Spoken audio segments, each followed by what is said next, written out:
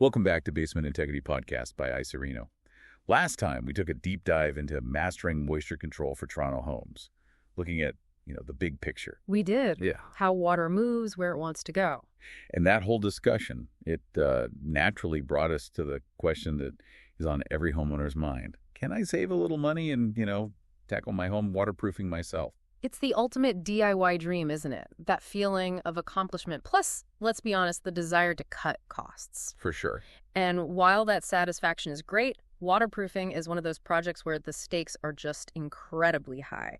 If you miss one little detail or use the wrong product, those initial savings can turn into, catastrophic repair costs down the road. Absolutely. The line between a successful project and a complete foundational nightmare is razor thin. So our mission today is really for you. We're going to outline the exact steps for DIY waterproofing. What we see every day.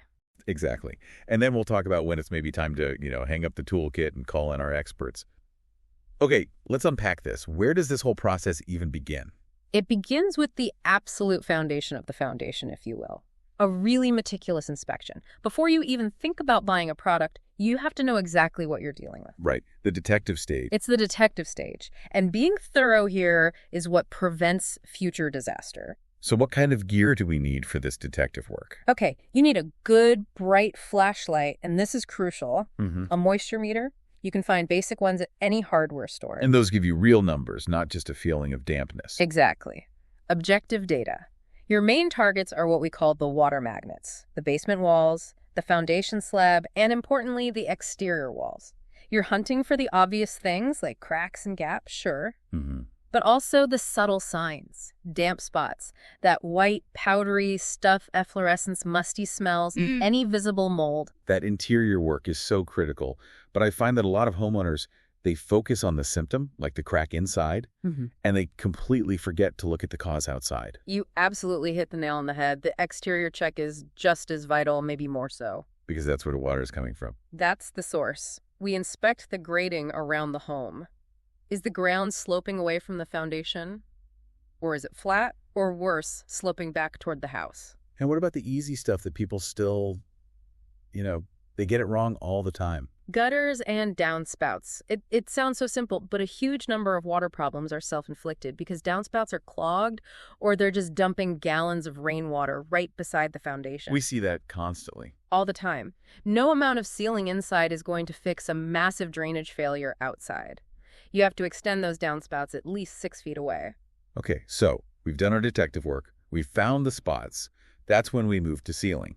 And this is where it gets really interesting. You said using the wrong product can just negate everything. That's right. You have to match the solution to the problem. So if you find an active leak, water is literally dripping or flowing through a crack right now. You can see it moving. You can see it. You need a very specific material, hydraulic cement. Why that one specifically? Because it sets incredibly fast, like within 3 to 5 minutes. Yeah. And it actually expands as it cures. So it pushes itself into the crack. Exactly. It forces itself into the cavity and creates an immediate watertight seal even while water is still running. It's like an emergency plug. But if we zoom out on that, hydraulic cement is rigid.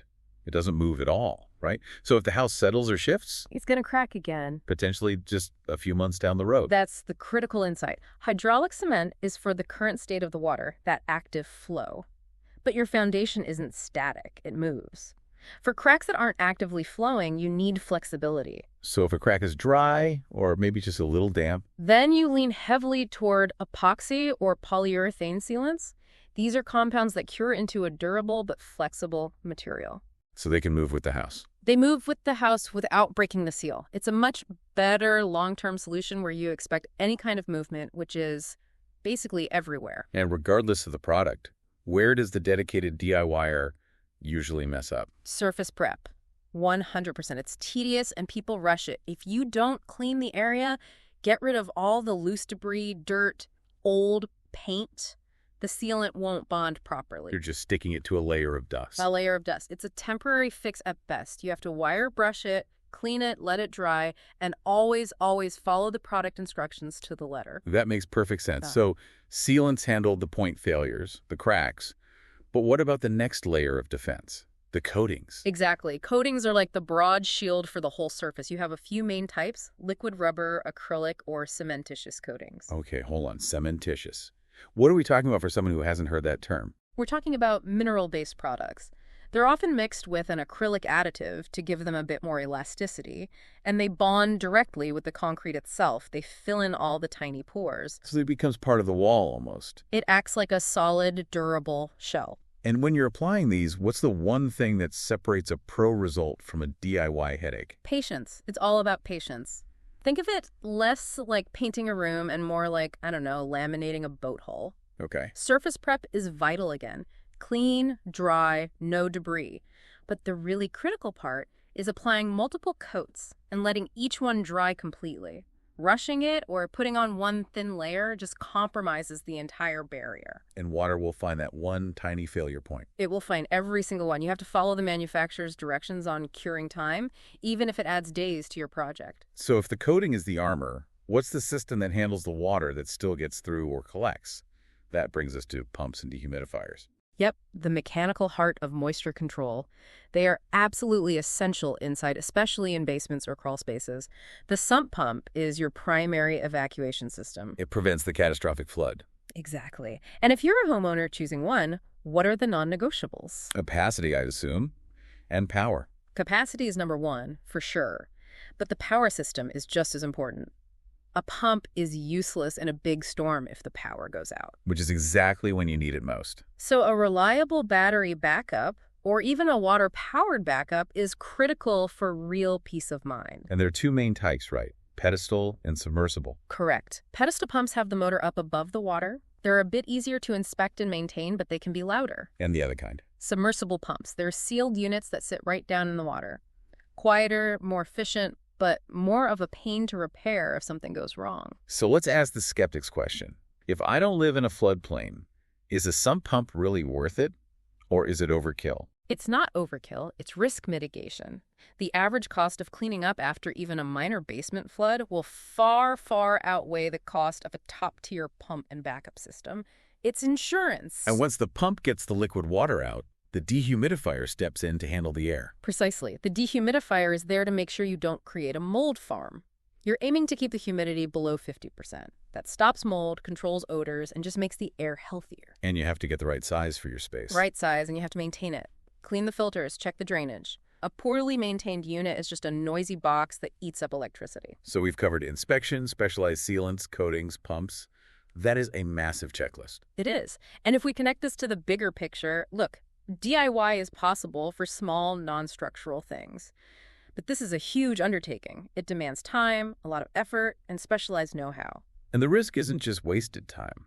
The risk is that a small mistake, choosing the wrong sealant for a crack, rushing a coating, can lead to massive problems down the line. Problems that require a full excavation to fix. And this raises the important question, right? Is that initial saving really worth the long-term risk? Those DIY savings vanish the second you have to call in a mold remediation company. And that's exactly why trusting the pros like us here at IC Reno is often the much wiser long-term choice for a dry, healthy home. Right. We specialize in this. We handle everything from the initial inspection to picking the perfect product for a specific crack, all the way to installing complex moisture management systems. When you partner with us, you're not just hiring labor. No, you're buying decades of experience and a guarantee. We save you the time, we help you avoid those costly mistakes we just talked about, and, we provide that peace of mind that your home is genuinely protected. And since we've been serving Toronto, Etobicoke, and Scarborough since 2009, that local expertise means something. We know the soil conditions here. We know the water tables. It makes a difference. So what does this all mean for you, listening at home? Whether you start your journey with a $50 moisture meter to see what you're up against, or you call us for an expert consultation, just knowing the integrity of your foundation is the first step. And here's a final thought for you to explore. Think about that difference we discussed between a rigid solution like hydraulic cement and a flexible one like polyurethane. The fact that you have to choose based on how you think your house will move. Right, whether a crack is active or passive. That really highlights the value of a professional assessment.